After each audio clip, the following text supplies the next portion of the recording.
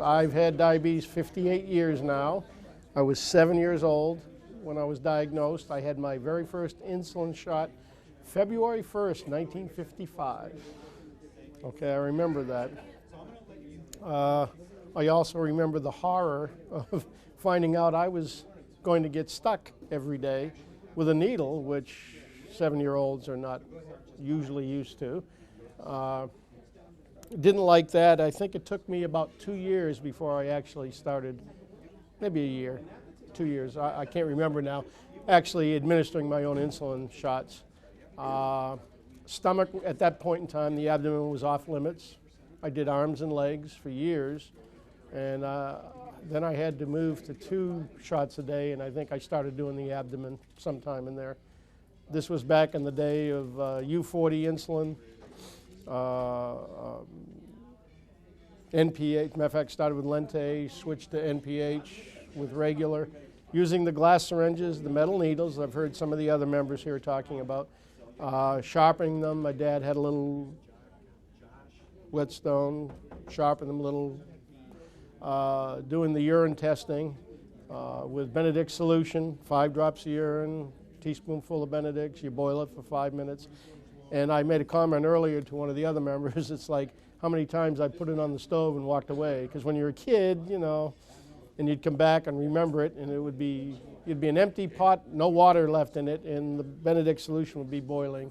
Almost always had oranges in the Benedicts. Get a blue was very unusual. Orange was bad, yeah, that was like 4+ or 2+, or I don't remember what the scale, the range now of the scale was.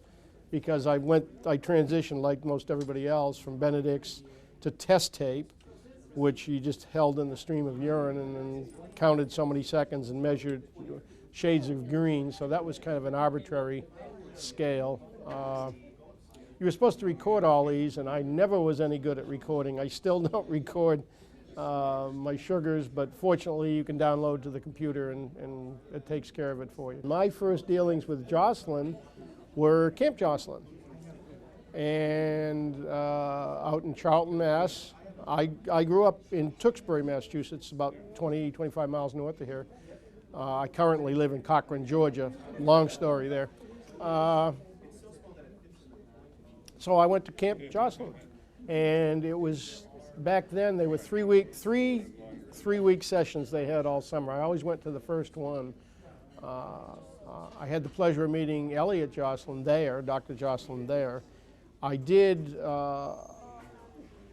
at about age 15, I was introduced, or I started coming here to the Joslin Clinic, which was right about the time I stopped going to the camp. And I had Alan Joslin, Dr. Elliot Joslin's son, as my doctor for a few visits. You know, we'd come once or twice a year, maybe every 2 years. I can't remember the time on that either. We didn't get along because he was kind of strict like Elliot Joslin was about. I mean, I understand Elliot Joslin, his big thing was he didn't want his patients even drinking orange juice because the carbohydrates in it got into your system too fast. And at that time of diabetes management, that probably was not a bad idea. From there, I progressed to coming here at Joslin Clinic every couple of years, ended up, I had Dr. Ferguson, B.D. Ferguson, I think it was Dan Ferguson was his name, for the rest of my time here at Joslin. I would come here every couple of years to the Joslin Clinic for reevaluation, management, diet adjustment, take the classes, do everything good until you leave here, and then you go back and start doing the same things wrong again that you did that got you in here in the first place. But it was educational because they taught us self-reliance, which is probably the big key to all the medalists out there, is that everybody is self-reliant. We don't depend on anybody else. Yes, we have support members. We affectionately label them type 3 diabetics. This is only my second group get-together of the medalists, but the one 2 years ago, that's what we dubbed the support people were type 3s. But in addition to that, some of the things in my life, I've always done pretty good with the management of diabetes. Obviously, I've been here, after having it 58 years. I typically run A1Cs under 6.5. The last few I've had was 6.2, 6.2, 6.3, somewhere in that range. But I am also a registered nurse. Prior to that, I was in aviation electronics. I have 30+ years aviation electronics, and then I decided to become a registered nurse. And after obtaining my bachelor's in nursing in 2005, I started working. I did diabetes education for about a year, nights, though I'm not a CDE, certified diabetes educator. I then went to work for the college where I had originally received my associate's degree in nursing and ran their high-tech simulators.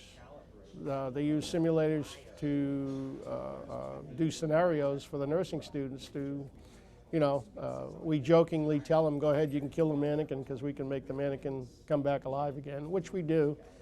And one of our scenarios we use for testing the students is diabetes. It's very interesting. I can make the mannequin, behave like a hypoglycemic or a hyperglycemic. Depends what the faculty wants. I just do that in the spring semesters, though, as I am retired now. Also, in addition to that, while I was working on my bachelor's in nursing, I wrote an article that was published in RN Magazine on diabetes control, where I did a statistical comparison of multiple daily injections versus pumping. Pumping wins out by just a few tenths, actually, because someone who's really good with MDI or multiple daily injections can maintain just about as good control as someone on a pump.